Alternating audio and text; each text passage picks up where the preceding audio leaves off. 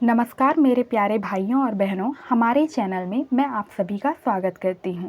अगर आप सभी ने हमारे चैनल को अभी तक सब्सक्राइब नहीं किया होगा तो कर लीजिए तथा नोटिफिकेशन बेल को भी ऑन कर लीजिए ताकि हमारे हर वीडियो का नोटिफिकेशन जो है वो आप सभी को मिलता रहे।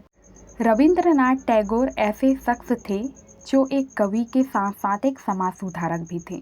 उन्होंने 20वीं सदी की शुरुआत में बंगाली साहित्य और संगीत के साथ साथ भारतीय कला को फिर से जिंदा किया। रविंद्रनाथ टैगोर एशिया के प्रथम नोबेल पुरस्कार सम्मानित व्यक्ति थे तथा उन्हें गुरुदेव के नाम से भी पुकारा जाता था। वे विश्व के एकमात्र ऐसे कवि हैं जिनकी दो रचनाएं जो हैं वो दो देशों का राष्ट्रगान बनी। भारत का राष्ट्रगान जन गण मन और बांग्लादेश का राष्ट्रगान आमार सोनार बांग्ला गुरुदेव जी की ही रचना है। रविंद्रनाथ टैगोर जी का जन्म जो है वो 7 मई सन 1861 में कोलकाता में हुआ था। इनके बाबा द्वारकानाथ टैगोर थे जो कि राजा राम मोहन राय के गहरे दोस्त हुआ करते थे और वे भारत के पुनर्जागरण में बढ़ चढ़कर हिस्सा लिया करते थे। रविंद्रनाथ के पिता जो हैं वे द्वारकानाथ के सबसे बड़े पुत्र थे जो कि सुप्रसिद्ध विचारक एवं दार्शनिक थे, इसलिए उन्हें महर्षि कहा जाता था, जो कि ब्रह्म समाज के स्तंभ थे। इनकी माता जी का नाम था सरला देवी जो कि एक गृहस्थ महिला थी जिनका निधन जो है वो 7 अगस्त 1941 को हुआ। रविंद्रनाथ टैगोर हमारे देश के एक प्रसिद्ध कवि, देशभक्त एवं दार्शनिक थे। रविंद्रनाथ टैगोर जो थे वे अपने माता पिता की 13वीं और आखिरी संतान थे। उन्होंने बेहद ही कम उम्र में अपनी मां को खो दिया था और उनके पिता एक यात्री थे, इसलिए उनका पालन पोषण जो है वो घर की देखभाल करने वाले लोगों ने ही किया। एक बंगाली ब्राह्मण परिवार में जन्मे थे और 8 साल की उम्र में ही उन्होंने अपनी पहली कविता जो है वो लिख डाली थी और उनका पहला कविता संग्रह सिर्फ 16 साल की उम्र में प्रकाशित हुआ था। उन्होंने कई रचनाएं जो हैं वो की, जैसे गीतांजलि, चोखरबाली, गोरा, काबुलीवाला, 4 अध्याय और घरे बाई सहित ढेरों बेहद चर्चित रचनाएं जो हैं वो उनकी प्रकाशित हुई, जिनमें से कई रचनाओं पर फिल्म भी बनी। उन्होंने बचपन में ही कालिदास की शास्त्रीय कविता से बेहद प्रभावित होकर अपनी शास्त्रीय कविताएं लिखना शुरू किया था। उनकी बहन स्वर्ण कुमारी भी एक प्रसिद्ध उपन्यासकार थी। सन 1873 में उन्होंने अपने पिता के साथ कई महीने तक भ्रमण किया और कई विषयों में ज्ञान हासिल किया।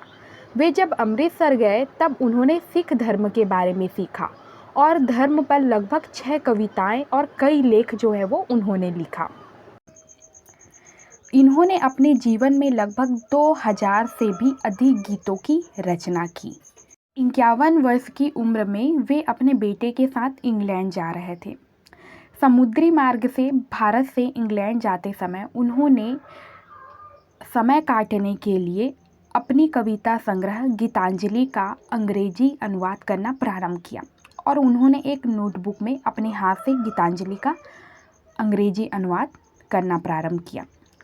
लंदन में जहाज़ से उतरते समय उनका पुत्र जो है वो उनके सूटकेस को वहीं भूल गया जिसमें वह नोटबुक रखी थी और फिर उसके बाद यह सूटकेस जो है जिस व्यक्ति को मिला उसने स्वयं उस सूटकेस को रविंद्रनाथ टैगोर तक अगले दिन ही पहुंचा दिया, जो कि अंग्रेजी चित्रकार रोथेस्टिन को यह सूटकेस मिला था।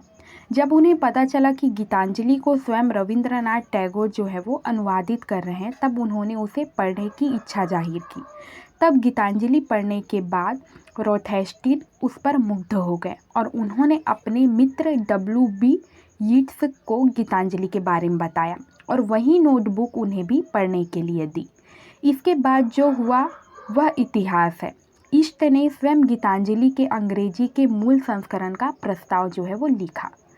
सितंबर सन 1912 में गीतांजलि के अंग्रेजी अनुवाद के कुछ समिति प्रीतियां इंडिया सोसाइटी के सहयोग से प्रकाशित की गई। लंदन के ऐतिहासिक गलियारों में इस किताब की खूब सराहना हुई और जल्द ही गीतांजलि के शब्द जो है वो माधुर्य से संपूर्ण विश्व को सम्मोहित कर दिया और पहली बार भारतीय मनीषा की झलक जो है वो पश्चिमी जगत ने देखी थी गीतांजलि के माध्यम से। और एक साल बाद सन 1913 में रविंद्रनाथ टैगोर को नोबेल पुरस्कार से सम्मानित किया गया। टैगोर सिर्फ महान रचनाधर्मी ही नहीं बल्कि वे पहले इंसान थे जिन्होंने पूर्वी और पश्चिम दुनिया के मध्य सेतु बनने का कार्य किया था और भारत के ही नहीं समूचे विश्व के साहित्य, कला और संगीत के एक महान प्रकाश स्तंभ के रूप में अनंत काल तक प्रकाशमय रहे। रविंद्रनाथ टैगोर एक कवि के साथ साथ एक समाज सुधारक भी थे। वे पहले गैर यूरोपीय और पहले गीतकार थे जिन्हें नोबेल पुरस्कार से सम्मानित किया गया था। गुरुदेव के रूप में उन्हें सम्मानित किया जाता था, साथ ही उन्हें कवि गुरु, विश्व कवि जैसे नामों से भी जाना जाता था।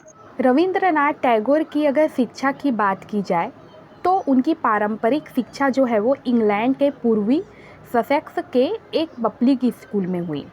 वे अपने पिता की इच्छा पूर्ति करने के लिए 1878 में बैरिस्टर बनने की पढ़ाई करने के लिए इंग्लैंड गए। हालांकि उन्हें स्कूली शिक्षा हासिल करने में ज़्यादा दिलचस्पी नहीं थी। उन्होंने बाद में कानून की पढ़ाई करने के लिए लंदन के यूनिवर्सिटी कॉलेज में दाखिला लिया, लेकिन इसकी जगह उनकी रुचि जो है वो शेक्सपियर को पढ़ने में ज़्यादा रही। इसी दौरान उन्होंने अंग्रेजी, आयरिश, स्कॉटिश साहित्य और संगीत का सार भी सीखा।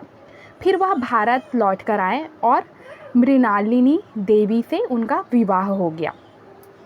साहित्य के क्षेत्र में अगर रविंद्रनाथ टैगोर के योगदान की अगर बात की जाए तो उन्होंने कई कृतियाँ लिखी जिनमें से कविताएं, लघु कथाएं, उपन्यास काफ़ी लोकप्रिय हैं।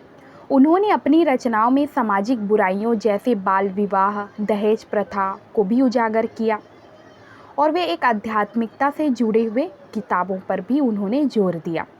अपने साहित्य रचना में भारतीय संस्कृति से भी रूबरू कराया।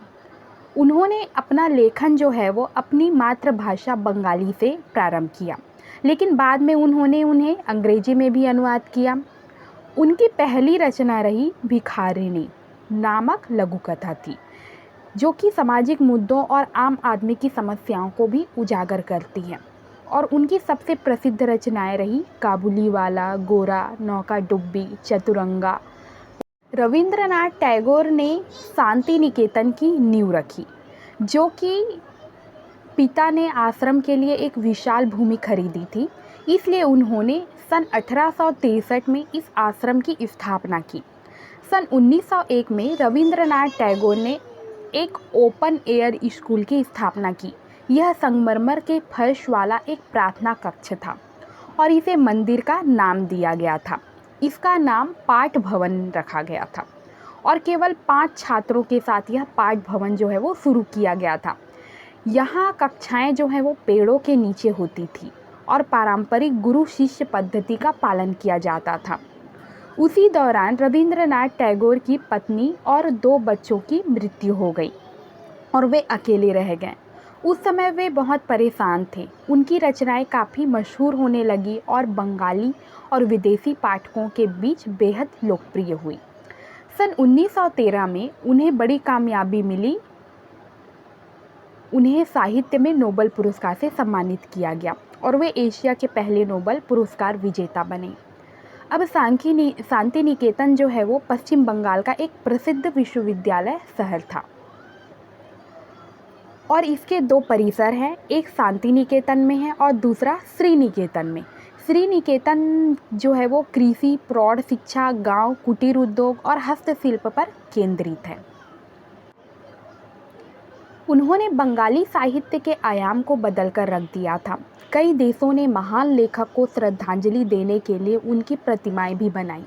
लगभग 5 संग्रहालय जो है वो टैगोर को समर्पित हैं, जिसमें से 3 भारत में और शेष 2 बांग्लादेश में स्थित है। उनका आखिरी समय काफ़ी तकलीफ में बीता और 1937 में वे कोमा में चले गए। लंबी पीड़ा और दर्द के बाद 7 अगस्त 1941 को जोरासांको हवेली में उनका निधन हो गया। यह वही जगह थी जहाँ उनका बचपन बीता था।